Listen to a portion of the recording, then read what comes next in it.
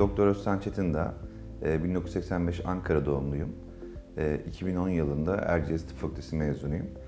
Sonrasında genel cerrahi ihtisasımı İzmir Tepecik Eğitim Araştırma Hastanesi'nde yaptım.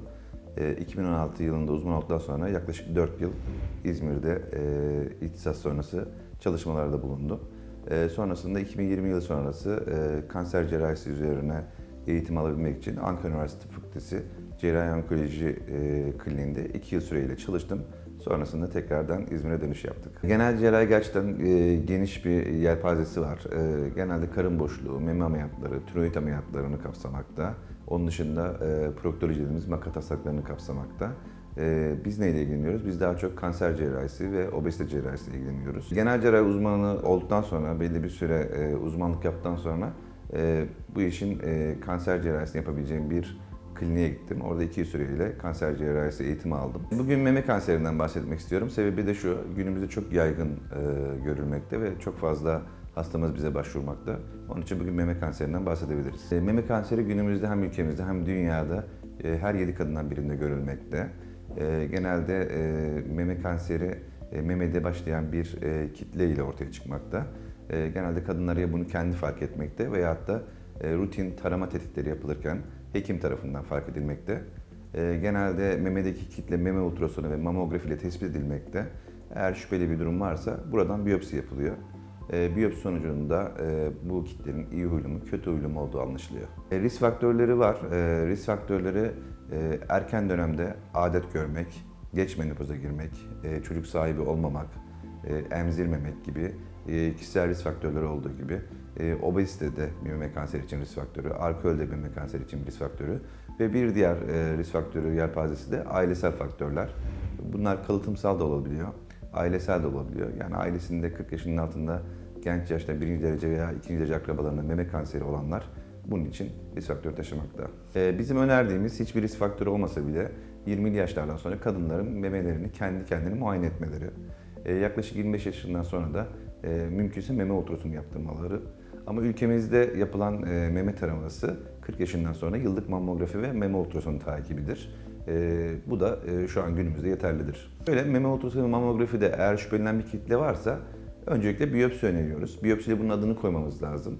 Genelde biyopside TürkAt dediğimiz bir kalın doku iğnesiyle yapılıyor. Burada meme kanseri tanısı konmasından ziyade meme kanserinin alt özelliklerini de veriyor. Bunlar ne? Kanserin hormon durumunu veriyor. Östrojen, progesteron, her iki reseptörler ve Ki67 profil indeksini veriyor. Bunlar niçin önemli? Çünkü her kanseri ameliyat etmiyoruz. Meme kanseri tanısı koyuyoruz. Bu hormonlar da bize kanserin kemoterapiye mi, hormona mı duyarlı olacağını veyahut da önce cerrahi veyahut da önce kemoterapi mi vereceğimizi bize yol gösteriyor. Mamografi ve meme ultrasonu hem her iki memeyi hem de her iki koltuk altını değerlendiriyor. Meme kanseri tanısı konulduktan sonra koltuk altı da bizim için önemli. Çünkü eğer koltuk altında şüpheli lenf nodu varsa günümüzde artık oradan da bir ince iğne biyopsi istiyoruz. Bu neden istiyoruz? Lenf nodu durumunu saptamaktan ziyade eğer lenf nodu pozitifse hastayı cerrahiden ziyade öncesinde kemoterapi vermemiz gerekiyor mu, gerekmiyor mu ona bakıyoruz. Yani memesinde kitlesi var, lenf nodunda tutulum var, belli bir hormon reseptör profili var. Evet, diğer organlarda bir yayılım yok. Bunlarda bile bazen direkt cerrahi yapmıyoruz. Öncesinde bunu küçültücü ya da ameliyat esnasında görebileceğimiz risk faktörlerini azaltıcı bir neoadjuvan kemoterapi dediğimiz ameliyattan önce kısa süreli bir kemoterapi vermemiz gerekiyor. Onun için koltuk altının tutulumu günümüzde oldukça önemli. Yani kitleler genelde yuvarlak kitleler oluyor, memedeki kitleler. Buradaki biyopsi genelde kitlenin daha uzağından iğneyle girilip kitlenin merkezinden alınıyor. Bu nedenle bu kitlenin saçılması gibi bir durumu söz konusu değil. Evet, bu halk arasında bilinen bir durum ama bu gerçekliği yok. Çünkü bir şekilde tanı konulması lazım ve memedeki biyopsiler tümörün yayılmasına neden olmaz. Benim vereceğim mesaj hastalar için veya meme taramalarını yaptıran kişiler için meme kanserinde gerçekten erken evre hayat kurtarır. Ama bir diğer vermek istediğim mesaj da bunu her zaman her yerde söylüyorum. Meme kanseri tedavisi bireyseldir.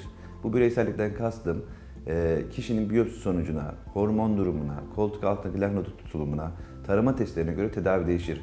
Her meme kanseri ameliyat edilecek ya da her meme kanseri kemoterapi, radyoterapi alacak diye bir kaydı yok. Bunların sıralaması herkeste aynı olacak diye bir şey yok. Bunun doğru seçimini yapmak için de meme kanseri hastalarının multidisipliner yani birçok hekim, içinde cerrahi onkolog, genel cerrahi, medikal onkolog olduğu konseylerle karar verilmesi ve takibini hem medikal onkoloji hekiminin hem genel cerrahi hekiminin yapacağı duruma getirmek gerekiyor.